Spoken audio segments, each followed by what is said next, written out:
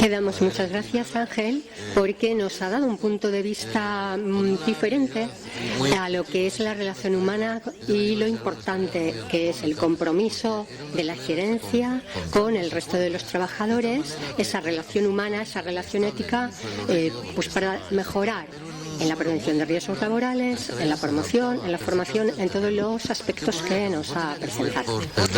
Abrimos el turno de preguntas o comentarios y me vais a permitir, puesto que le he cortado, pero le veía que solo tenía un folio, me vais a permitir que sea yo la primera que le haga una pregunta o un comentario a Josu, y retomando el caso práctico que nos han comentado a la mañana.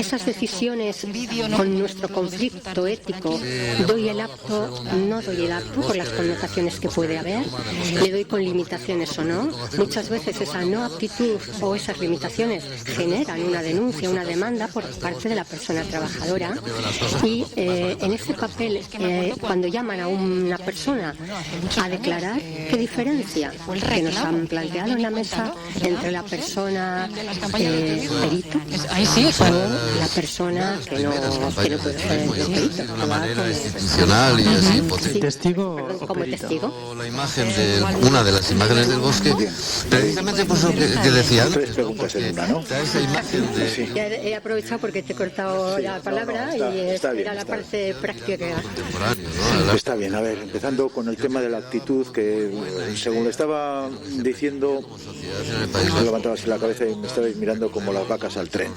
Era implacable, A ver, y había que pelear. También actuó contra la familia.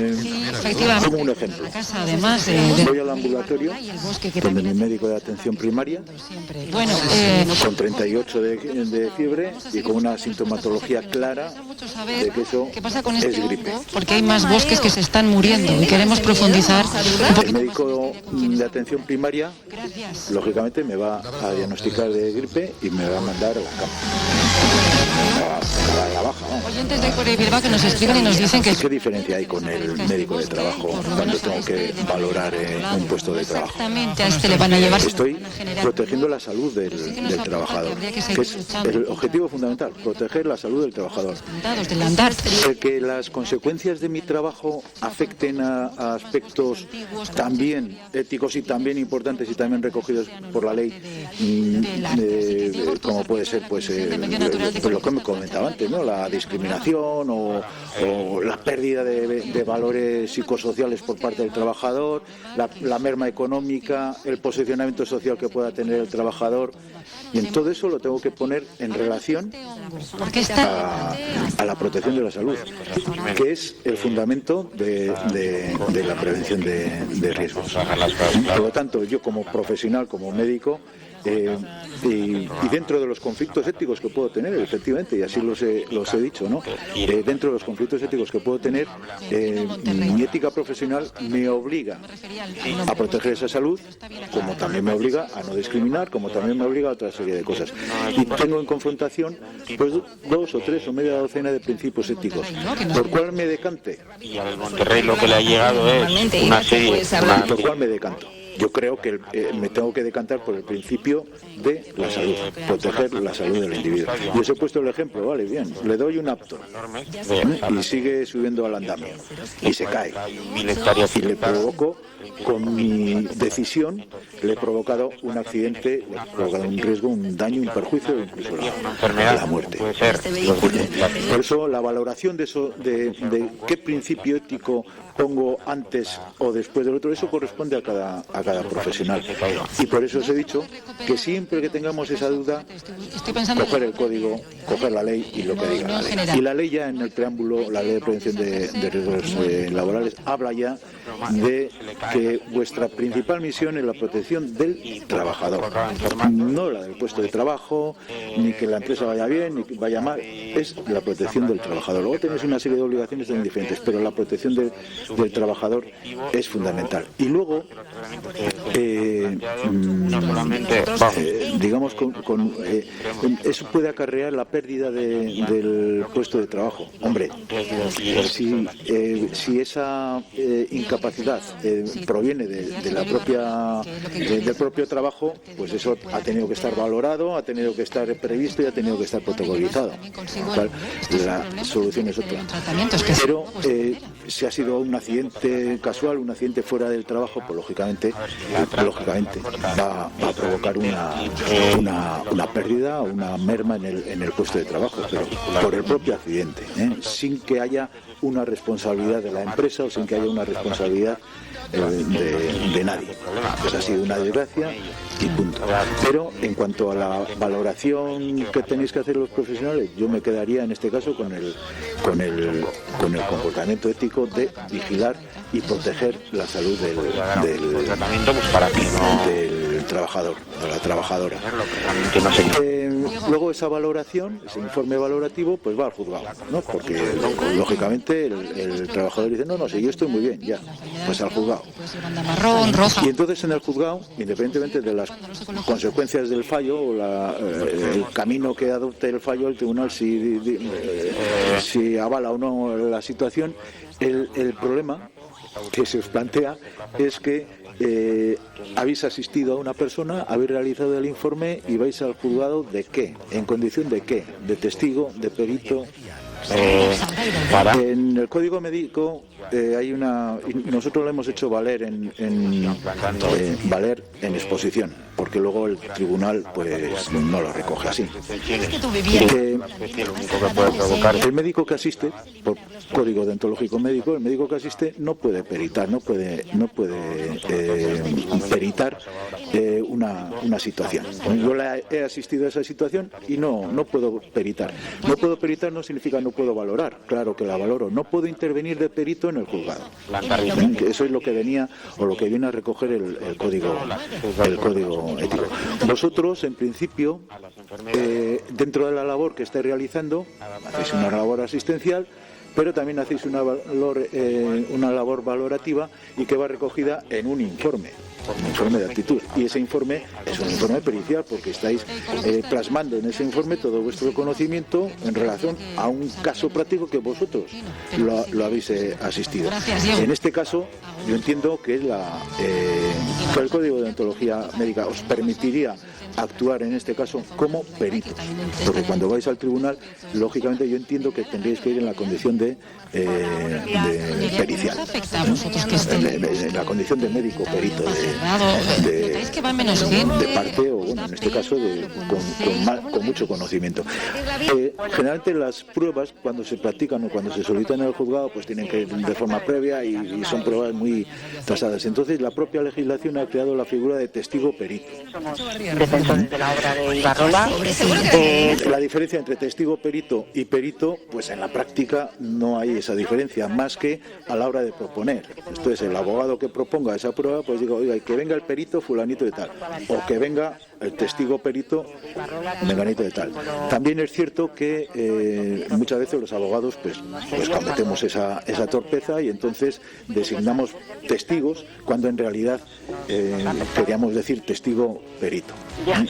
Y lo cierto es que a mí por lo menos me ha tocado que muchos juzgados, el propio juez o la propia magistrada ha indicado, pero este viene como testigo perito, ¿no? Sí, aunque luego recoja en su sentencia testigo o perito o según le dé, ¿no? Pero que en principio la figura jurídico-legal existente en esa materia será testigo perito. ¿Testigo por qué?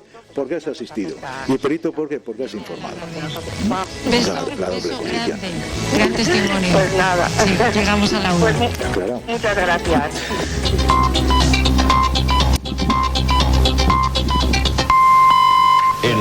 Yo soy un matiz, porque casualidad Matiz ha dicho que si Juan Goiría ha dicho que si nos citaban de testigo, como no teníamos que entrar a hacer valoraciones, porque entonces estás actuando como perito. Y yo creo que nos ha quedado la duda que si ibas como testigo no tenías la obligación de hacer valoración de lo que habías hecho. Entonces por eso te hemos preguntado. Entonces ahora tú me estás diciendo que da igual, ¿no? Si me citan como testigo o me citan como como testigo perito tengo que entrar a hacer esa valoración. Es que... Vale, a ver, efectivamente, testigo, figuras, ¿qué puede, o sea, cómo me puede llamar el juzgado para ir a declarar? Como acusado, lógicamente, pero bueno, de esta figura, como testigo, como perito o como testigo perito, entendiendo que la labor vuestra es que esto no, es nuestro trabajo de día a día. Cuando citan a un médico a declarar, lo citan por su asistencia, lo citan como testigo, pero le exigen un poquito más, porque es un testigo cualificado, es un testigo cualificado, entonces le exigen un poquito más y le exigen una valoración, ¿vale?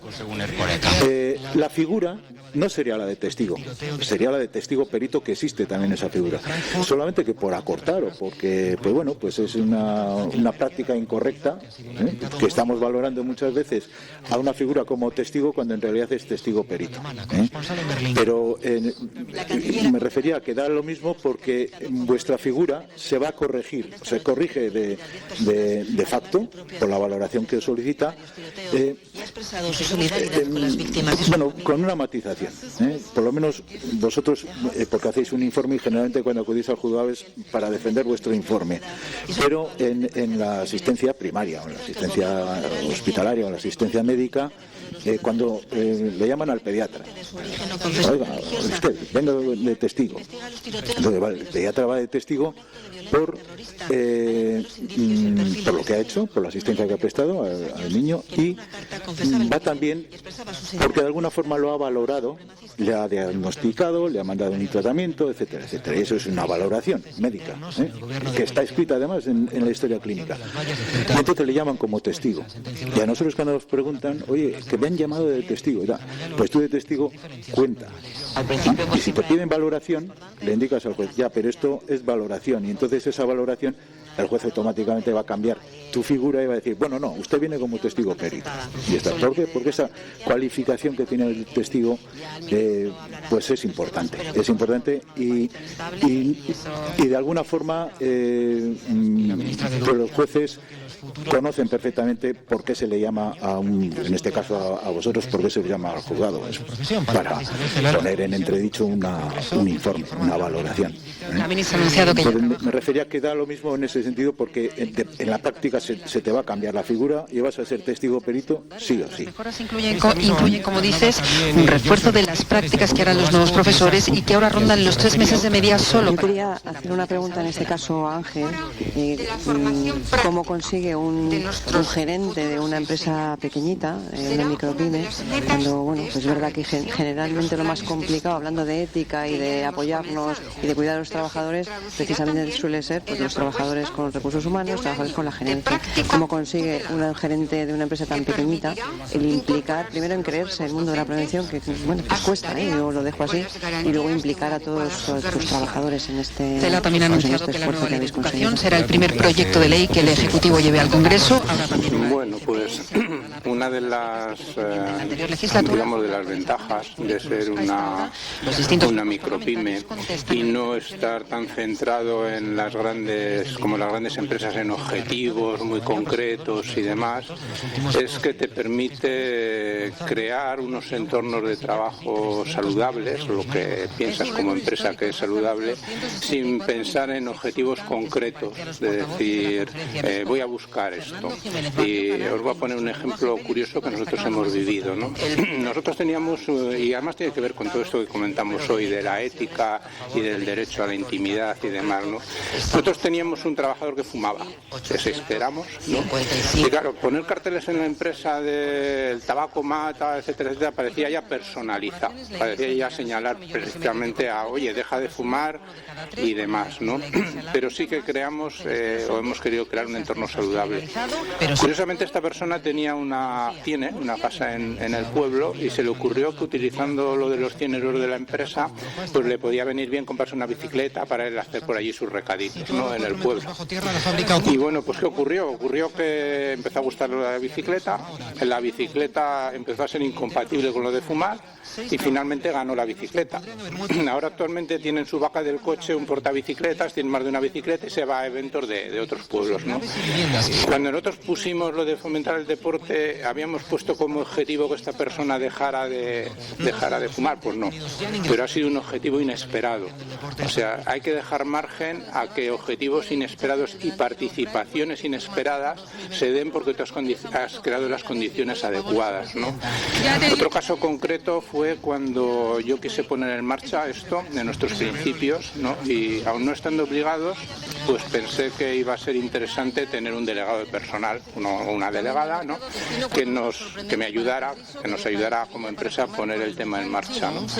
Cuando pedimos voluntarios para tener un delegado o delegada de prevención, nadie se quiso presentar. Eso no va a tener líos, a tener problemas, nadie quería nada, ¿no? Entonces estuvo en mano de la empresa, o sea, en la mía, de tipo, vale, no os queréis presentar para delegado de prevención, pero sí que es necesario que alguien apoye a la empresa de una manera formal y aporte otro punto de vista, así que vamos a crear una figura que le vamos a llamar enlace de prevención y la vamos a hacer por turnos de un año y vamos a empezar por, en este caso era el trabajador más veterano. Y esto es obligatorio porque la norma obliga a los trabajadores a apoyen a la dirección en temas de seguridad y prevención. Así que cuando había que elegir botas de seguridad o cualquier otro tema de seguridad, llamamos al trabajador y le digo, oye, hay que pensar en esto. Elige unas botas, pruébalas, mira a ver cuál os conviene más, coméntalo con tus compañeros. Lo único que pidieron en aquel momento, en aquel tema que ya era obligatorio, era que los turnos fueran de 6 meses, porque se les hacía largo, un año y demás, bueno, pues vale, por 6 meses, ¿no? 3 años después, cuando todos habían pasado por sus turnos, todos habían recibido formación, ¿no? Como recurso preventivo en sus turnos y demás, resultó que ya se vio que aquello era útil y que no era una cosa que generaba problemas para el trabajador, ¿no? Y curiosamente ya luego sí que tuvimos una persona que estuvo dispuesta a presentarse como delegada en este caso de prevención y que resultó elegida por unanimidad y bueno, pues sigue en el cargo, ¿no? Entonces, la empresa tiene herramientas para incentivar y para empujar. En algún foro, cuando hemos comentado este tipo de cosas, pues se critica el que estás ahí en el umbral de forzar la voluntariedad en algunas cosas, ¿no? Pero creo que sí que tenemos como empresa obligación de promocionar, ¿no? De empujar a la participación. Un tema más, nuestra coordinación que tiene un premio europeo, ¿no? A la empresa le interesaba saber dónde va. Como hemos comentado, tenemos los riesgos de todos nuestros clientes juntos, ¿no? Y nos interesaba saber cómo controlar eso. A los trabajadores no se les da el margen a no poder participar, porque cuando vamos a una empresa nueva se piden todos los datos que podemos por adelantado, ¿no? Por correo electrónico hoy en día es todo muy sencillo y hacemos una preficha del sitio, pero el trabajador que va a ir a esa empresa va a tener que sacar fotos del aparato, de los accesos, va a tener que hacer una valoración de si, lo que comentábamos antes, ¿no? Cuántas escaleras hay, si las hay, dónde tengo que dejar el coche a tantos metros, si hay ascensor, si no hay ascensor, de cosas que luego van a influir mucho en cómo se organiza el trabajo en siguientes visitas. No tiene opción a no participar. O sea, la hoja tiene que venir de vuelta, tiene que venir con sus fotos, tiene que hacer la valoración de la limpieza del sitio, la temperatura, el espacio disponible. No hay mucho margen a no participar. Cuando todos los meses tienes que revisar tu bolsa de EPIs y rellenar la ficha correspondiente que están en buen estado, reponerlos, no tienes margen a no participar. Entonces, la empresa tiene herramientas, en muchas ocasiones documentales, para forzar un poco la participación. Porque a veces los inicios son costosos y lo que en su día, cuando empezamos con las fichas de cada sitio, era un rollo y un papel más a rellenar y no sé qué y no sé cuántos, ahora ya hay fichas en las que los trabajadores ponen qué sitios son recomendables para comer en las cercanías del aparato que tienes que revisar, en observaciones. Que luego con el tiempo ves, oye, esto no era tan mal rollo como habíamos pensado al principio, ¿no? Pero creo que a la empresa le toca empujar, ¿no? En los inicios al límite de lo que pueda, de ponerlo en marcha. A veces también en lo que comentábamos de cosas legales, cuando sobre todo te sales de la siniestralidad y entras en lo de la salud, también está ya en el umbral de ¿y quién soy yo para decir a este señor que coma más fruta? Este tipo de detalles de porque estás ahí ya bordeando el derecho a la intimidad, a llevar tu vida a tu manera y demás, ¿no? Pero sí que se puede, porque con el tiempo muchas de las cuestiones que se han puesto en marcha luego han resultado útiles y son aceptadas, ¿no? Pero al principio los principios son un poco complicados, incluso en el sentido, como comentaba, de pedir que alguien te eche una mano con la prevención, ¿no? A ver si voy a meterme en algún lío legal, ¿no? Por opinar o cosas de eso. Entonces eso se puede, sí.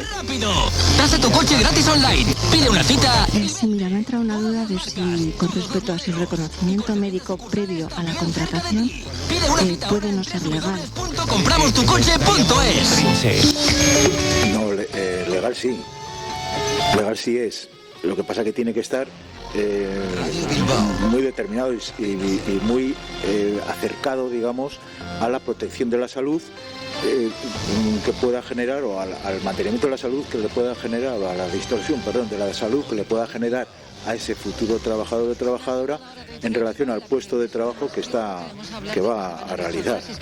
Tiene que haber un reconocimiento y además me he referido a los reconocimientos, o sea, el reconocimiento previo de los servicios de prevención, no los certificados de aptitud genéricos que se suelen exigir muchas veces de forma indiscriminada y que ahí también hay materia para hablar, porque se pide reconocimiento para cobrar una beca, ¿no? Tendrá que ver mi reconocimiento médico para acceder a una beca, ¿no? O que tendrá que ver mi reconocimiento. Y se piden reconocimientos médicos. Es más, muchos de estos certificados médicos que se piden en el sistema de salud, o sea, en Osakidetza concretamente, Osakidetza ya tiene sus instrucciones dadas, muy acertadas además, porque van muy acorde con el código médico, que no se le puede pedir o exigir al médico de atención primaria: oye, dame un reconocimiento porque me voy a apuntar a un cursillo de buceo. Si yo no tengo, yo te puedo dar un certificado de salud si tienes catarro o no tienes catarro, o en la historia clínica que yo veo y visualizo aquí, pues estás sano. No me estoy refiriendo a ese tipo de certificados, sino a los que la propia empresa obliga a los precontratantes o a los precontratados en este caso. En algunas en determinadas situaciones sí que es preceptivo, es obligatorio. Es obligatorio, sobre todo si vas a acceder a un trabajo que ya de por sí tiene una peligrosidad o que necesita unas condiciones de salud X, hay que hacer un reconocimiento previo. Y en este caso sí es obligatorio. He querido, igual me he liado, la ley de prevención de riesgos laborales no recoge específicamente el reconocimiento previo, pero sí la ley general la ley de sanidad, la ley general de sanidad lo recoge y eso, para previo a la contratación, cuando se vayan a realizar trabajos que impliquen un riesgo para la salud de los trabajadores, o que esta salud de los trabajadores pueda verse afectada por el trabajo a desarrollar. Si no se ve afectado, por ejemplo, un trabajo administrativo. ¿Un trabajo administrativo? Se hace reconocimientos médicos previos y no hay nada. Un reconocimiento por parte del servicio de vigilancia. ¿Qué quiere decir? Previo a la contratación. Perdón, ¿a nivel administrativo me dice? Sí, en el trabajo administrativo, para entrar en la administración, te hacen un reconocimiento médico, o sea, y es obligatorio antes de contratar. A ver dónde está la disposición legal, a ver dónde está el peligro a los terceros o el peligro a ti mismo. No lo veo por ningún sitio. Es más, incluso muchas veces en los convenios, seguramente vendrá vía convenio. Muchas veces en los convenios, pues por esto de tira y afloja y la relación de fuerzas y demás, hago este gesto con la relación de fuerzas porque en los comités de bioética y demás siempre se suele decir que vamos a cambiar de nomenclatura. O sea, no podemos hablar de relación de fuerzas, no hay una fuerza contra otra chocando, pero bueno, esa es otra cuestión. Me refiero a que podrá ser o venir parte o formar parte de un convenio colectivo. Eso en el juzgado dura 2 minutos. O sea, el juez tiene claro que esa obligatoriedad de un reconocimiento, sea previo o sea posterior, incluso reconocimientos pactados en la política social de la empresa, llevados como obligatorios a los juzgados, y si el trabajador se niega, oye, no, es que está en el convenio, ya, pero está en el convenio, yo voy a ser administrativo, ¿para qué tienes que saber tú si lo que tengo, lo que he padecido, o si fumo o si bebo? Ese tipo de reconocimientos en el juzgado duran 2 minutos, porque el convenio no puede obligar. Donde la ley no obliga, o sea, la ley hay que interpretarla, y además con un carácter restrictivo, lo ha dicho el Tribunal Constitucional, o sea, estrictamente necesario, entonces sí. Entonces apartamos el artículo 18 de la Constitución, la intimidad y demás la dejamos al lado, y nos vamos a la obligatoriedad del reconocimiento, pero si no, o sea, lo pondrá y lo haréis, pero... Yo, bueno, aprovechando que tenemos un abogado aquí, yo sí quería, por diferenciar un poco lo que ella plantea, igual la ley de prevención, como bien has comentado, no contempla los reconocimientos previos, porque la prevención de riesgos laborales empieza en el momento que contratas. Luego no puedo reconocer a una persona que no está contratada. La Ley General de Seguridad Social sí recoge todo esto de los previos, pero es otro tipo de ley. No estamos en prevención de riesgos laborales. O sea, yo creo que eso es otra consideración diferente, y dejando claro también, corrígeme, que tú eres el jurídico, dejando claro lo que es indispensable. Es decir, yo no puedo hacer un reconocimiento, y ahora entro en los obligatorios, obligatorio, si puedo tener otra vía de conocer que me produce enfermedades profesionales, ¿sabes? Eso por delante. Y luego lo que comenta la compañera, yo creo que estás hablando de la ley de función pública, o sea, los administrativos, o sea, la administración sí tiene en sus condiciones que el reconocimiento previo al ingreso. Yo creo que eso, con todos mis respetos, y mirad dónde estoy, está anticuado. Creo que tendremos que ir dándole una vuelta, pero si es verdad que lo recoge, o sea, que eso no sé, pues como tú dices, posiblemente sea muy antiguo. Dentro de la política social, muchas veces oyéndole, desde el punto de vista empresarial, dice, joder, es que esto, a mí claro que me gustaría, porque quiero proteger la salud de mis trabajadores, porque sé que van a estar más contentos y demás, y quiero que todos tengan un reconocimiento médico, y cuanto más extenso mejor. Bueno, por eso atenta contra la voluntariedad, y el principio de voluntariedad rige